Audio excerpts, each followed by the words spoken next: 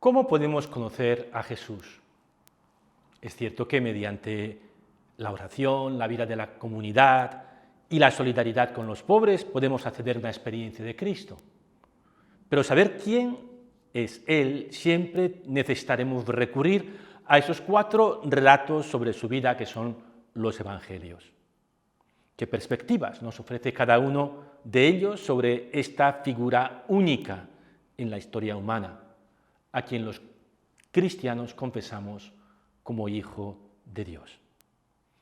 Hola, soy Alberto Domingo, misionero redentorista. Bienvenidos al curso de Liderazgo y Dinamización Misionero. Te encuentras en la asignatura de Sagrada Escritura.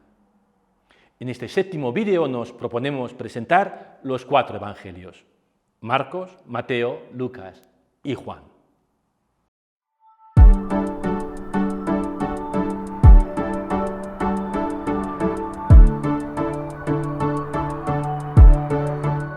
Jesús no dejó nada escrito. De las primeras 3 décadas después de su muerte y resurrección, los únicos textos cristianos que conservamos son las cartas de Pablo, que apenas contienen referencias a detalles biográficos de Jesús. La gran mayoría de los estudiosos hoy cree que fue en torno al año 70 después de Cristo cuando se escribió el primero de los 4 evangelios, el de Marcos. El título que le damos normalmente, Evangelio según San Marcos, fue una adición posterior.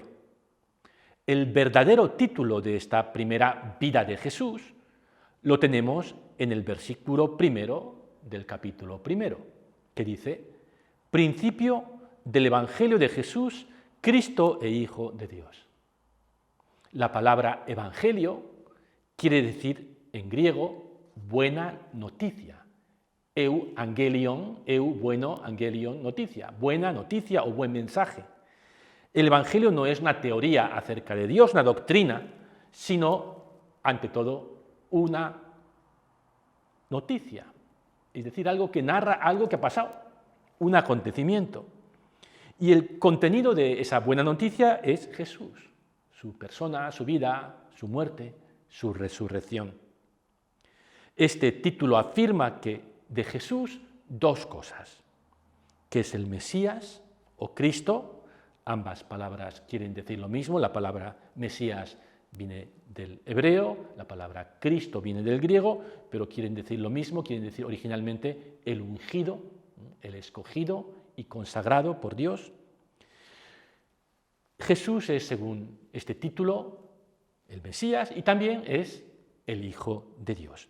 Y toda la narración del Evangelio va a estar en función de explicitar este título, de desempaquetar, de explayar este título y mostrarnos que Jesús es efectivamente Cristo e Hijo de Dios.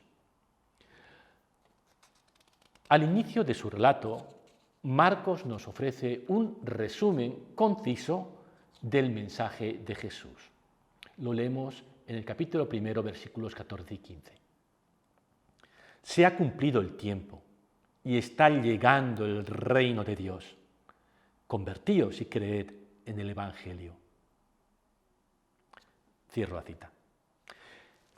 En aquel tiempo, también en el nuestro, muchos pensaban que Dios estaba como ausente. Y esa es la razón por la que el mundo estaba tan mal, es que Dios no estaba ocupándose del mundo. Por eso había pues tanta injusticia, tanta guerra, tanto sufrimiento. La injusticia que más preocupaba a los judíos de la época de Cristo era que ellos, siendo la nación elegida por Dios, estuvieran sometidos a los paganos, al imperio romano. Y lo que Jesús afirma en este contexto es que Dios empieza a ocuparse del mundo de una manera nueva, que Dios empieza a ejercer su poder, es decir, a reinar en la tierra. Que en torno a su persona el reino de Dios empieza a hacerse realidad. No como pensaban muchos, pero sí de verdad. ¿Y qué requiere esta nueva situación? Si el reino de Dios está empezando a hacerse realidad, ¿cómo debemos reaccionar? Jesús dice, convertíos y creed en el Evangelio. Conversión. Dicen los italianos, traduttore traditore. Toda traducción es una tradición. En el original la palabra que tenemos es metanoia. Metanoia quiere decir más bien cambio de mentalidad o cambio de corazón. Es decir, ante el reino que llega, cambia de mentalidad. No sigas viviendo como antes, porque algo extraordinario está sucediendo. Que no es demasiado bueno para creértelo, para ser verdad. Créetelo, conviértete y cree en la buena noticia. Es lo que se nos pide. ¿Por qué? El reino de Dios está haciéndose realidad. Y la narración del Evangelio va demostrando cómo a través de las acciones de Jesús el reino de Dios va efectivamente haciéndose realidad. Por eso los enfermos son curados, los endemoniados recuperan su vida, los pecadores son perdonados y la multitud hambrienta recibe pan abundante. Marcos muestra esta irrupción del reino más a través de las obras que de las palabras. El Jesús de Marcos, en Marcos Jesús habla bastante poco y hace mucho. Se expresa más por sus gestos y acciones que por sus palabras. Esta narración del Evangelio, según San Marcos, tiene su centro, podríamos decir su quicio, su articulación, en el capítulo 8. Allí Jesús pregunta a sus discípulos, ¿quién decís que soy yo? Y Pedro dice, tú eres el Cristo.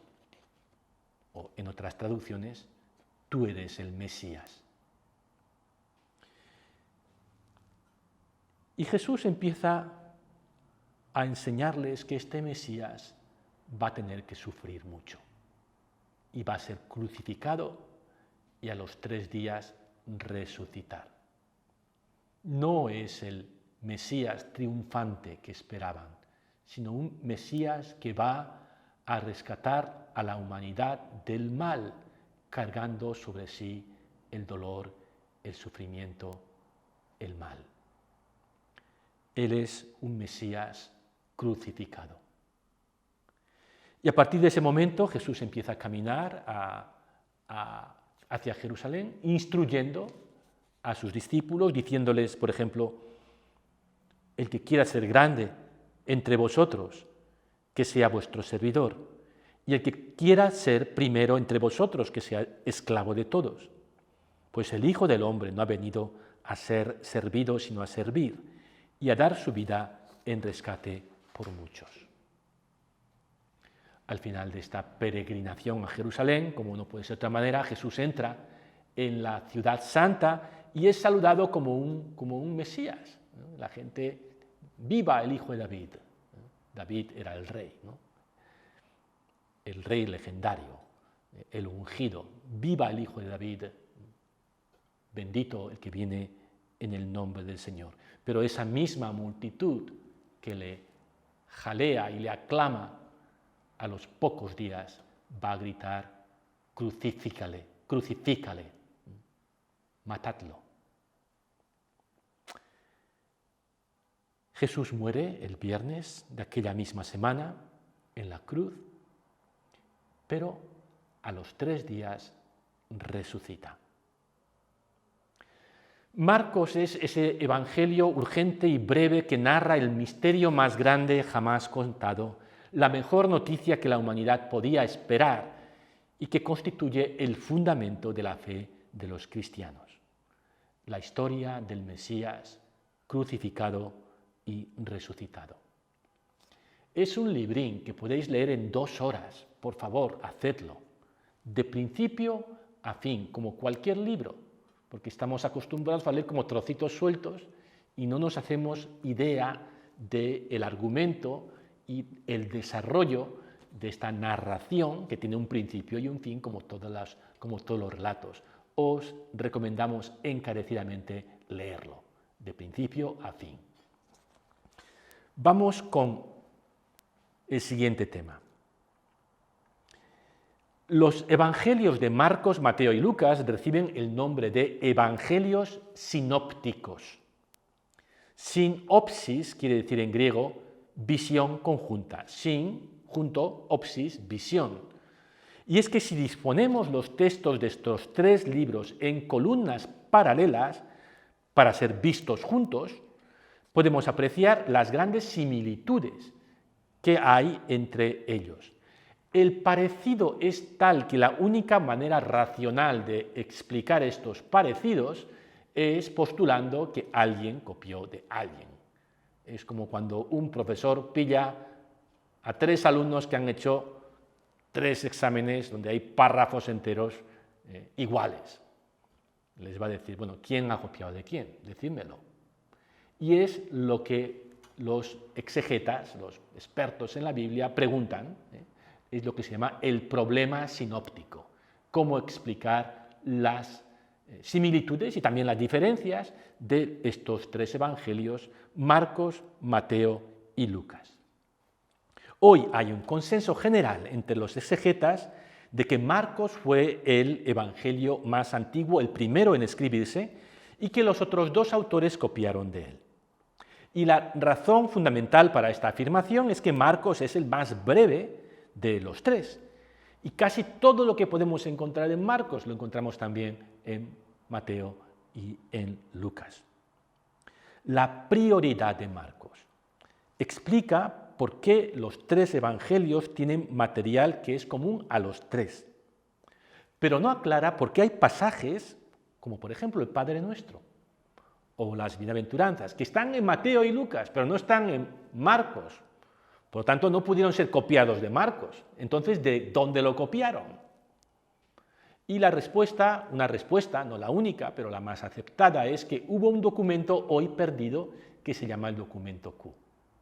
Un documento que podemos reconstruir tomando los elementos comunes a Mateo y Lucas que no están en Marcos. De lo común a Mateo y Lucas restamos Marcos y obtenemos Q, que es una colección de dichos de Jesús. Se supone que hubo una época en la que hubo una colección de dichos de Jesús que circuló entre las comunidades cristianas y que fueron utilizadas tanto por Mateo como por Lucas. Tanto Lucas como Mateo estarían como haciendo versiones de Marcos. Estamos en una época muy anterior a los derechos de autor. Cada uno podía copiar y añadir cosas. Tanto Mateo como Lucas copian a Marcos y dicen, hombre, esto yo lo puedo mejorar, porque Marcos no contiene ninguna información sobre la infancia de Jesús. Entonces, tanto Mateo como Lucas, y si lo leéis de manera muy distinta, añaden los evangelios de la infancia. También en Marcos los relatos de la resurrección están reducidos a la mínima expresión. Por tanto, Mateo y Lucas van a expandir también esa parte y van a incorporar muchos dichos de Jesús. Porque en Marcos dice todo el tiempo, y Jesús enseñaba con autoridad. Pero oye, Marcos, ¿qué enseñaba? Pues no nos dice mucho de lo que enseñaba Jesús. Mateo y Lucas, probablemente usando Q, suplen esa deficiencia que podríamos llamar de Marcos, y tenemos muchas más palabras, dichos de Jesús en Mateo y en Lucas. De algún modo, Lucas y Mateo son las versiones 2.0 y 2.1 de la versión 1.0 que fue Marcos. Con todo, la Iglesia no abandonó el Evangelio de Marcos, porque hay algo muy valioso en esa brevedad, en esa concisión, en ese dramatismo, en ese cierto sentido del enigma que encontramos en este Evangelio más breve y probablemente más antiguo. Vamos con el Evangelio de Mateo. Este Evangelio tiene algunas características propias.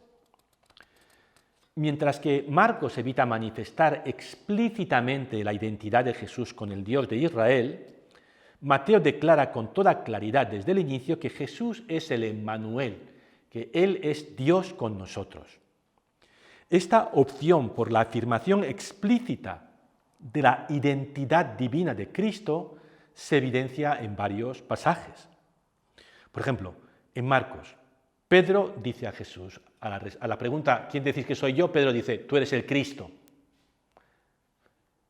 En Mateo tenemos que Pedro dice, tú eres el Cristo, el Hijo del Dios vivo. Si Marcos es el Evangelio del Mesías misterioso cuya identidad divina se manifiesta a través de acciones que requieren de interpretación, Mateo opta por una presentación más catequética en la que los discípulos y otros personajes humanos del relato declaran con claridad que Jesús es el Hijo de Dios.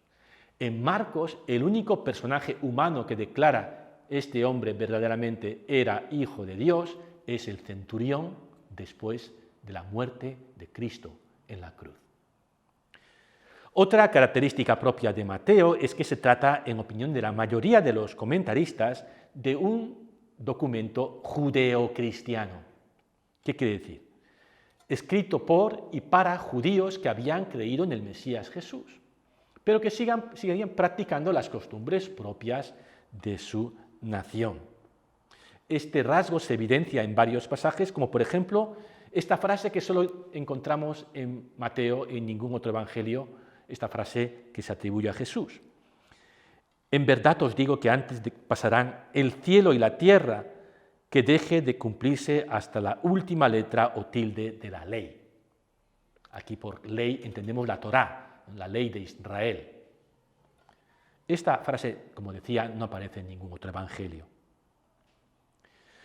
Uno de los contenidos más interesantes del Evangelio de Mateo son los 5 grandes discursos que Jesús pronuncia y que jalonan la narración de la vida de Cristo. El más importante entre ellos es el Sermón de la Montaña, que ocupa los capítulos 5, 6 y 7. Vamos con Lucas, el único evangelio que comienza con un prólogo de su autor, sobre la motivación que le ha llevado a escribir este evangelio y los procedimientos que ha utilizado. Leo este prólogo del evangelio. Ya que muchos se han propuesto componer un relato de los acontecimientos que se han cumplido entre nosotros, según lo transmitieron quienes desde el principio fueron testigos oculares y ministros de la palabra, me ha parecido también a mí, después de haber investigado cuidadosamente todo lo sucedido desde el principio, escribirte una exposición ordenada, ilustre Teófilo, para que llegues a comprender la firmeza de la instrucción oral que has recibido. Cierro comillas. El autor, Lucas, declara que no es el primero en escribir una vida de Jesús y da a entender que no es tampoco un testigo ocular, pero que ha hecho los deberes, que se ha molestado en hacer una seria investigación recurriendo a los testigos y que la información que ofrece es fiable. Ofrece un retrato auténtico de Cristo. ¿Y para qué? Pues para que el destinatario, a quien llama Teófilo, amigo de Dios, este Teófilo podría ser un señor real a quien le dedicó el Evangelio o puede ser una forma genérica de decir, tú amigo de Dios, este libro es para ti. Y este libro es para que adquieras firmeza en la instrucción oral que has recibido. Detrás de la palabra instrucción oral tenemos la palabra griega categesis o catequesis. Es decir, este libro está dedicado para una persona que ya ha recibido la catequesis básica, catequesis quiere decir instrucción oral, y ahora léete este libro para que pases al siguiente nivel. Le viene a decir Lucas a su lector, ya sea hace 2000 años o incluso hoy también. Otra característica peculiar de este evangelio es que es el único que tiene una segunda parte. Y la segunda parte de este evangelio es el libro de los Hechos de los Apóstoles, que empieza así. Ya traté en mi primer libro, querido Teófilo, de todo lo que Jesús hizo y enseñó desde el principio hasta el día en que subió al cielo. Cierro comillas. ¿Cuál es ese primer libro? El Evangelio según San Lucas. Ya os he contado la historia de Jesús. Ahora os voy a contar la segunda parte, cómo continúa. Y la continuación del Evangelio es la vida de los primeros cristianos o la vida de los cristianos. Viene a decirnos Lucas, el Evangelio no ha terminado con Jesús, que va, no ha hecho más que empezar. Continúa en la vida de la Iglesia, continúa en la vida de los cristianos. Si en Mateo destacan 5 discursos de Jesús, en el contenido de Lucas llama la atención la larga sección dedicada al viaje a Jerusalén. El viaje a Jerusalén, capítulos 8, 9 y 10 en Marcos. En Lucas, del capítulo 9 al capítulo 19. Jesús va peregrinando hacia Jerusalén y va instruyendo a sus discípulos en el camino. Y por supuesto ahí utiliza Lucas el material, ahí y en el resto del Evangelio, el material de dichos de Jesús, que probablemente conoce gracias a este documento hipotético que es Q. Tenemos más dichos de Jesús en Lucas, muchos más parábolas y más cosas en Lucas que en Marcos. Por ejemplo, la parábola del hijo pródigo, la parábola del buen samaritano, son materiales que no son de Q porque son exclusivos de Lucas, pero que añaden contenido a las enseñanzas de Cristo en este Evangelio. Hay buenas razones para pensar que Lucas fue un discípulo de Pablo. De esto casi nadie duda hoy. Habría que hacer un estudio sobre los Hechos de los Apóstoles para demostrar esto, pero no tenemos tiempo. Creedme, Lucas fue un discípulo de Pablo, y si fue discípulo de Pablo, participó de su proyecto misionero de expandir, de lanzar el Evangelio más allá de los límites del Israel étnico, más allá de los límites de la nación de Israel, a los paganos, a los gentiles. Gentil quiere decir en la Biblia no judío, a todas las naciones de la tierra, un evangelio universal. Y como evangelio universal redunda en temas universales, como por ejemplo la misericordia, importantísimo en este evangelio según San Marcos. Y también en el compartir concreto de los bienes, especialmente con los pobres. Otra característica de Lucas. Y otra característica, el gran protagonismo que tienen algunas mujeres en este Evangelio, empezando por Santa María, la Madre de Jesús, de quien la mayor parte de la información que tenemos acerca de ella viene del Evangelio según San Lucas. Vamos con el cuarto y último Evangelio, el Evangelio según San Juan, el único entre los 4 que no pertenece a la familia de los sinópticos, lo que lo convierte en un testigo peculiar de la vida de Cristo. A diferencia de Mateo y Lucas, Juan no sigue la línea argumental de Marcos. En Marcos, Jesús está en Galilea,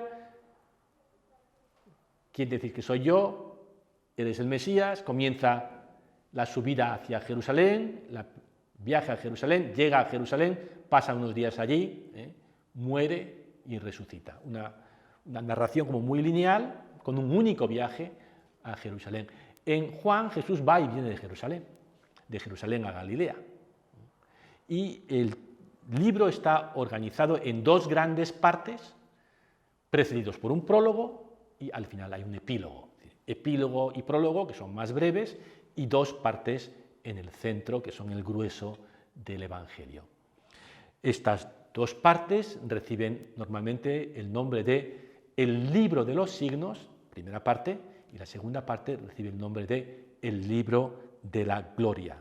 El libro de los signos, del capítulo 1, versículo 19, al final del capítulo 12, y el libro de la gloria, del capítulo 13, hasta el final del capítulo 20. El epílogo es el capítulo 21. Bien, el libro de los signos, ¿en qué consiste?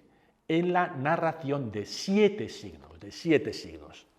¿Y qué son estos signos? Juan nunca llama a los milagros milagros. La palabra griega para decir milagro quiere decir portento, ¿no? O proeza. Juan siempre se refiere a los milagros de Jesús, signos. Lo importante no es lo espectacular o portentoso que pueda ser el milagro, sino hacia dónde apunta. Dicen que cuando el dedo apunta a la luna, el tonto se queda mirando al dedo. Bien, pues Juan no quiere que nos quedemos mirando al dedo, sino que miremos a donde el dedo apunta. Y el signo apunta hacia la identidad de Jesús como verdadero hombre y verdadero Dios. Jesús es Dios que ha venido a estar con nosotros. Y expresa esta verdad o esta idea a través sobre todo de símbolos, como veremos, que también aparecen en la segunda parte. La segunda parte es el libro de la gloria y narra las últimas 24 horas de la vida de Jesús, empezando en la última cena y terminando, en la crucifixión, y luego continúa con la resurrección. Así que no son las últimas 24 horas de su vida más las apariciones de Jesús resucitado. Una diferencia entre los sinópticos y Juan es que los sinópticos nos presentan a un Jesús que no habla mucho de sí mismo, sino que está siempre hablando de Dios, o mejor dicho, del reino de Dios, pero que es muy parco acerca, sobre todo en Marcos, no dice casi nada acerca de quién es Él, ¿no? Y menos de propia iniciativa. En Juan, Jesús sobre todo habla de sí mismo, de quién es Él. Y lo hace utilizando, como decía, símbolos. Por ejemplo, yo soy el camino, la verdad y la vida. O yo soy el pan de vida que ha bajado del cielo. O yo soy el buen pastor. O yo soy la vid y vosotros los sarmientos. Incluso a veces a secas yo soy, que es como Dios se presenta al pueblo de Israel en el Éxodo. ¿Cuál es tu nombre? Yo soy. Pues Jesús es el que es el yo soy, que ha venido a ser pan, a mostrarnos la verdad, el camino, a ser la vid que nutre los sarmientos, etc. Este es el tema y el clima que crea este Evangelio, que nos invita a zambullirnos en el misterio de Cristo a través de estas palabras símbolo, de estas imágenes poderosas que nos llevan a conectar imaginativamente y espiritualmente con Jesús, la palabra hecha carne. Dios que pronuncia su palabra y esa palabra hecha carne es Jesucristo.